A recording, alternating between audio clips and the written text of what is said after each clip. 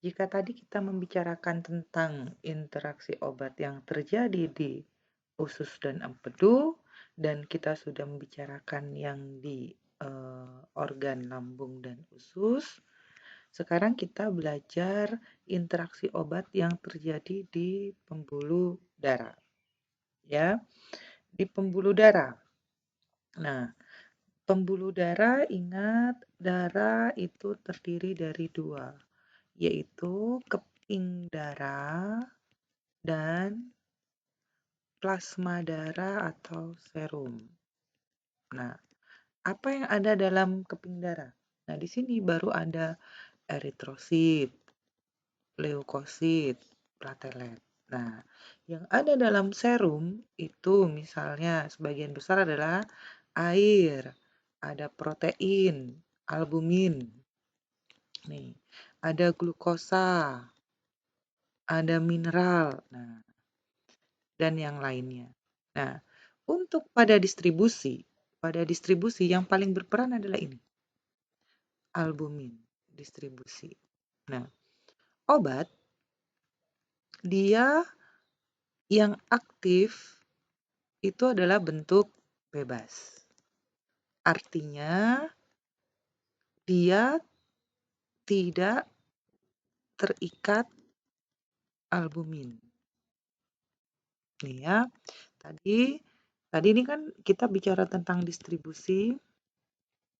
Jadi ketika obat sudah diabsorpsi,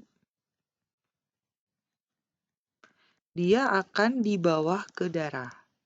Nah, sebagian besar obat dia akan larut darah. Artinya dia bebas di darah. Tapi ada yang tidak bebas. Yang tidak bebas ini adalah yang terikat albumin pada waktu distribusi. Ya. Nah, kalau terikat albumin artinya nanti dia tidak akan terikat pada reseptor. Artinya dia tidak punya efek. Nih. Nah ya. Nah, sedangkan kalau yang bebas di darah, dia akan berikatan nanti dengan reseptor. Kalau berikatan dengan reseptor, berarti dia punya efek. Nih. Nah, ada obat. Kalian kenal afinitas? Afinitas itu adalah kemampuan obat untuk berikatan dengan reseptor. Nah, ada obat yang punya afinitas tinggi. Tapi afinitasnya ini bukan berikatan dengan reseptor, tapi berikatan dengan albumin. Saya ambil contoh di sini adalah dikumarol. Dikumarol golongan warfarin. Ya, satu golongan dengan warfarin. Nah, warfarin ini dia akan lebih banyak terikat dengan protein dibandingkan dalam bentuk bebas. Dibanding bentuk bebas. Artinya apa? Artinya dosisnya dia berarti dia bisa dikatakan indeks terapi sempit. Ya, dia banyak berikatan dengan protein. Hanya sedikit yang bentuk bebas.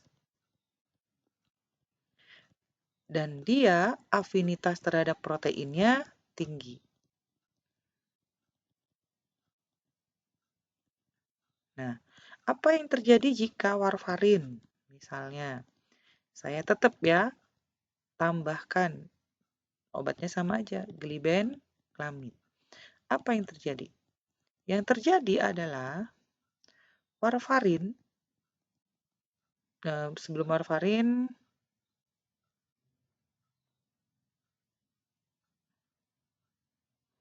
yang terjadi adalah dua hal.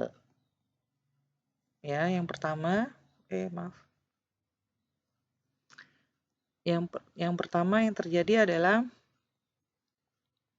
warfarin akan berikatan dengan albumin.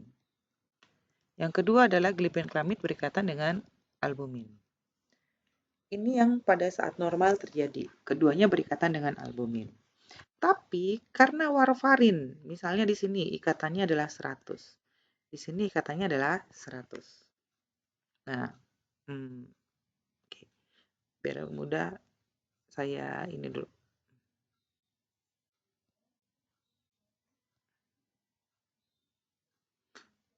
Saya ganti gambarnya dulu. Nah, apa yang terjadi jika warfarin plus glibenclamid? Ada dua.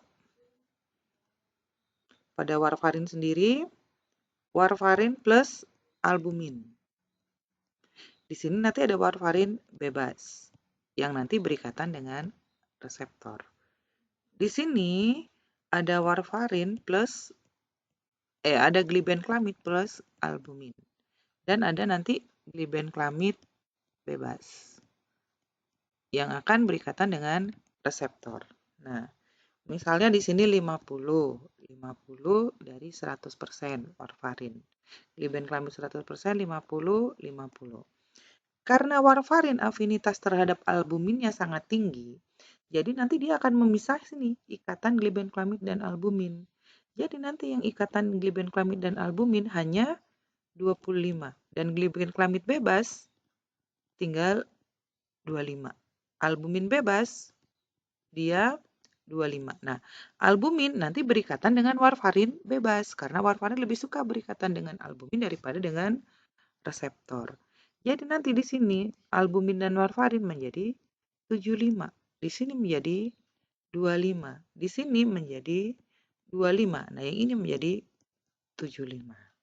Nah, jadi kesimpulannya, jika warfarin ditambah dengan glibenclamid, maka warfarin akan menggeser ikatan obat lain, dalam hal ini glibenclamid, dari albumin.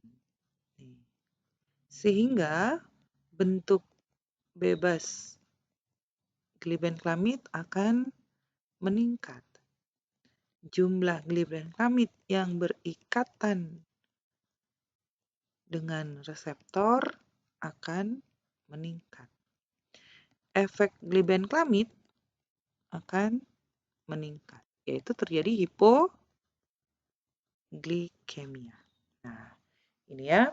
Ini adalah obat yang berinteraksi di protein, berdistribusi. Dan obatnya hanya satu, yaitu dikumarol golongan warfarin. Ya. Nanti kita akan lanjutkan untuk yang metabolisme.